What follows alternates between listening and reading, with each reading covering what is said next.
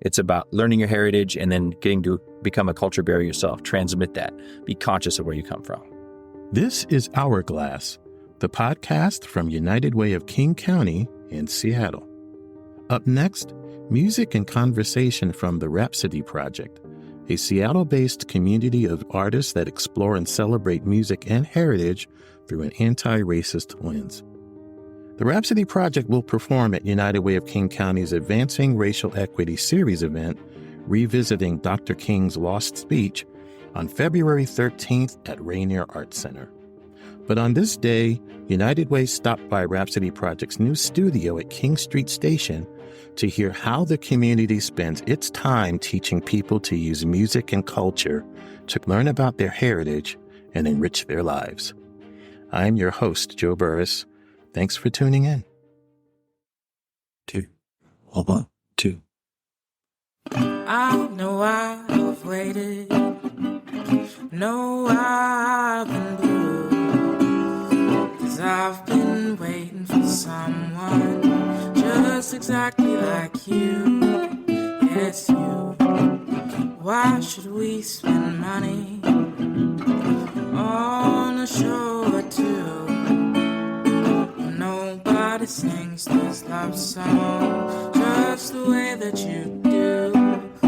You make me feel so grand. I wanna give the world to you. You'll surely understand all the foolish little schemes that I'm scheming and dreams that I'm dreaming. I know why my mama told me to be true. She wanted me for someone just exactly like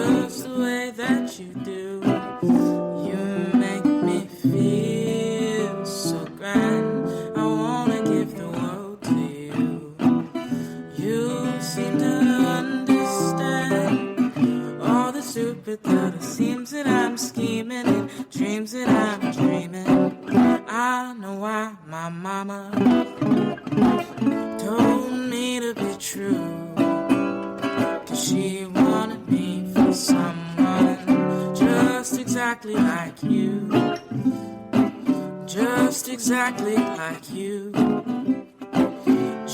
Exactly like you.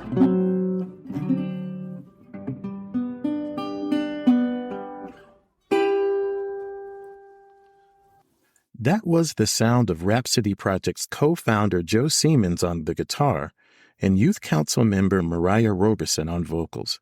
Stop by Station Space, the newly renovated arts hub on the second floor of King Street Station, and you might see them strumming a few tunes, fixing up a few guitars, and telling folks about the social and cultural impact of the music you scarcely hear on the radio today. Well, unless it's being sampled by somebody.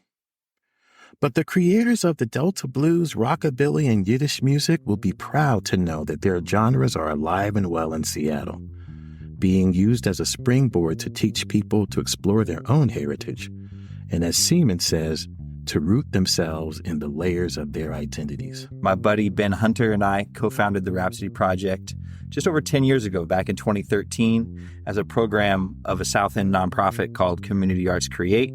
And we were doing after-school programs at Washington Middle School to start out with, in partnership with Beth Fortune and Kelly Klingon Barr, two notable music educators here in the city. And we also would take the families of our students down to the Hillman City Collaboratory down south of Columbia City here. And we'd have community events, potlucks, jam sessions, concerts, and try to show the students that the music was a social activity as much as, if not more than, a formal pursuit. Since its founding about 10 years ago, the Rhapsody Project has grown to serve about 250 young people in nearly a dozen programs. Those programs include Face the Music, a quarterly online course that looks at Black American music from the end of the minstrel show period to hip-hop to consider what the stories of Black music teach us about how racism functions in society. There's also Rhapsody's Yiddish Music and Heritage program that teaches klezmer, Yiddish folk songs, and other traditional music from Yiddish-speaking Jews from Eastern Europe. Rhapsody's program for grown folks is a community of people of all ages who strive to learn more about their roots, the history of American music traditions, and how each of us can contribute to a more just world. And then there are the Songsters, a program for Seattle youth ages 12 to 22 who play in social and performance settings. They learn to play styles ranging from blues to jazz to spirituals to waltzes.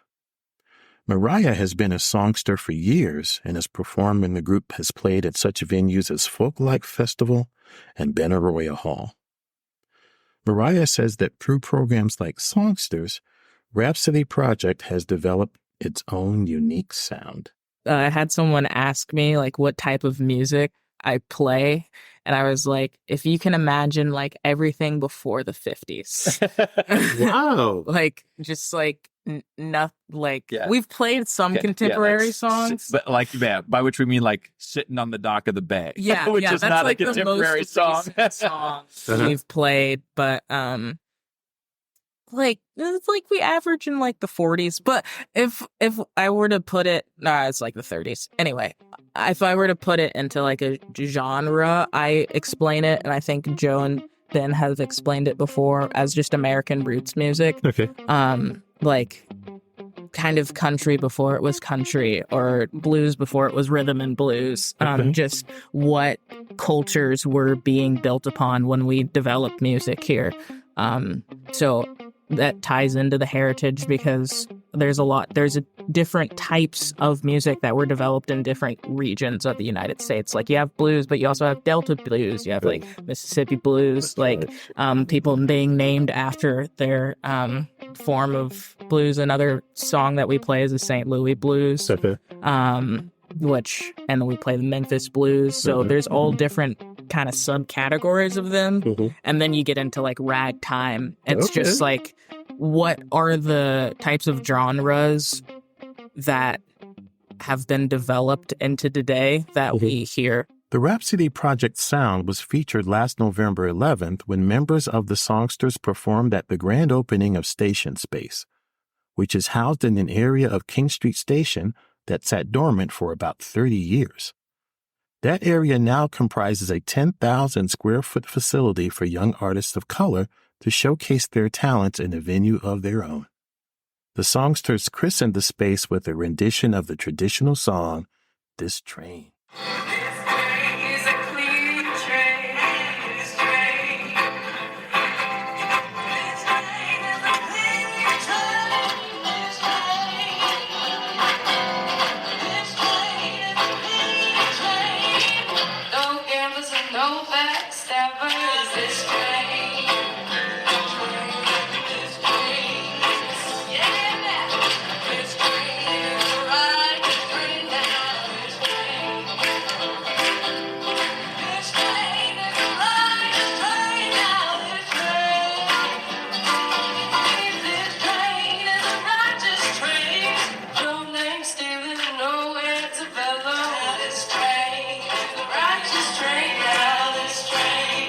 The Rhapsody Project is one of 5 nonprofits housed at Station Space.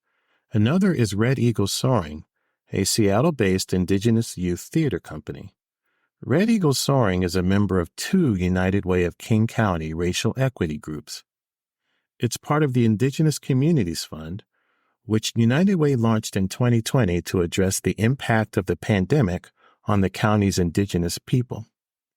Red Eagle Soaring is also part of United Way's Racial Equity Coalition, a group of 14 Seattle area organizations that create communities of belonging for youth of color through after-school programs that celebrate their cultural identities. Red Eagle Soaring and the Rhapsody Project are still getting acclimated to their new digs at Station Space, along with organizations Jackson Street Music Program, Whip Smart, and Totem Star. Often these organizations used to depend on other people's venues to play, practice, or just hang out with like-minded artists.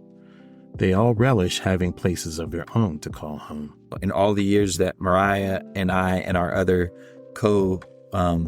leaders of the Rhapsody Project have been putting this community together, we would bounce from space to space. We would do classes at Washington Middle School for a long time. I mentioned the Hillman City Collaboratory, but that shuttered in the pandemic. And even before then, it wasn't always easy to secure space. We would do classes at Northwest Tap Connection that Miss Melba has down in the South End. We would do classes occasionally at Washington Hall, the Ethiopian Community Center. So, a lot of cool places that I hope that we continue to partner with in the future.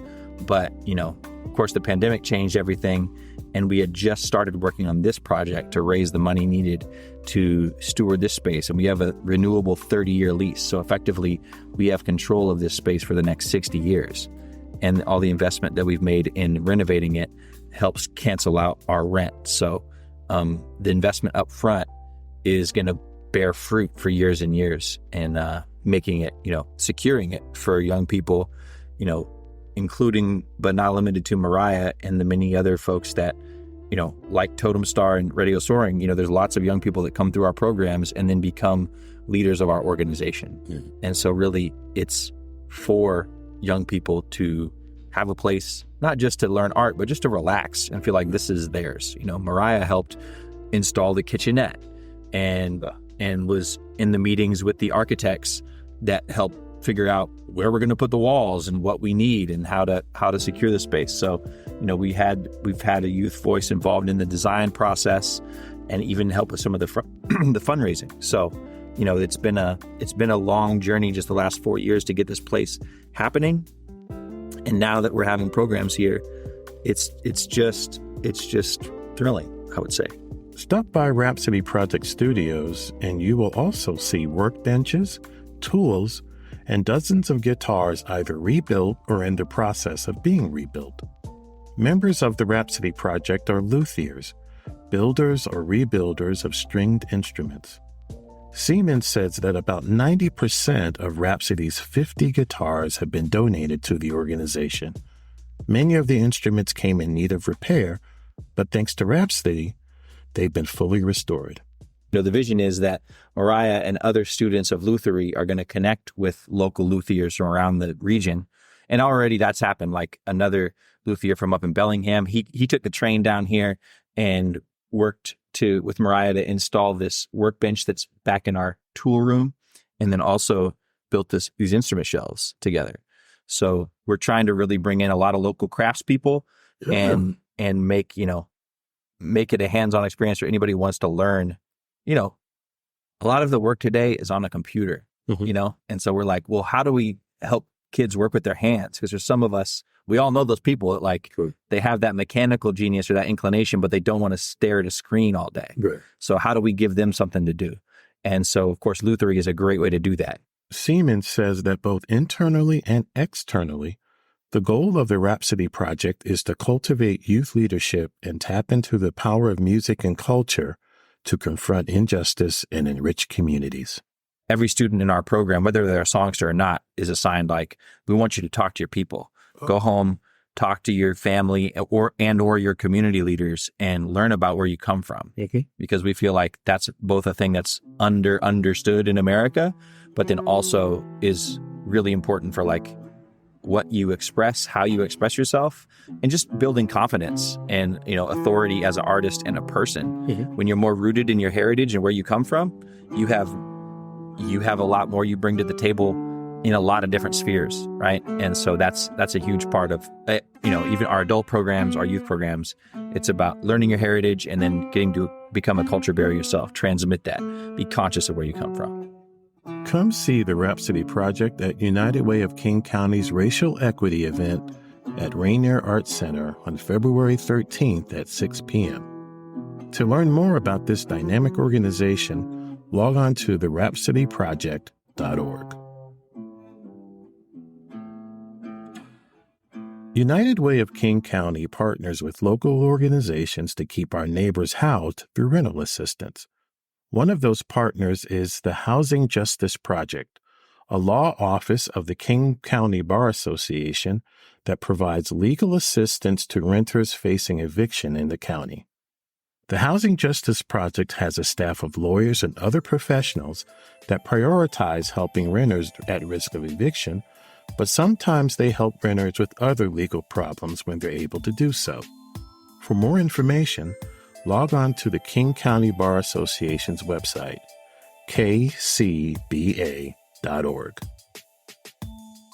And once again, please join us on February 13th for our Advancing Racial Equity Series event, revisiting Dr. Martin Luther King Jr.'s lost speech at Rainier Arts Center in Seattle at 6 p.m. We will celebrate Black History Month with a panel discussion about a 1964 speech Dr. King presented to the University of Dayton just months after the passage of the Civil Rights Act that banned legal segregation in America. Log on to uwkc.org/events for more information. At United Way of King County, we are working side by side to build an equitable future for everyone. Hourglass United Way is a podcast that highlights how we and our partners spend time making a difference in our communities. A special thanks goes out to the many United Way staff across our organization who've helped make this podcast possible.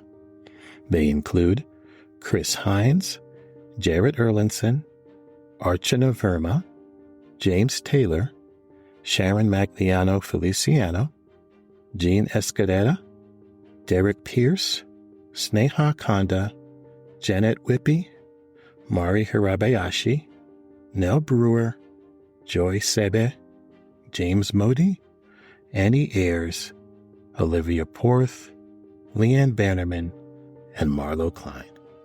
Our work is made possible by the generous donations from people like you. Please send comments and suggestions about our podcast to hourglassunitedway@gmail.com. To learn more about our work and to support United Way, log on to uwkc.org. I'm your host, Joe Burris. Thanks for listening. Until next time.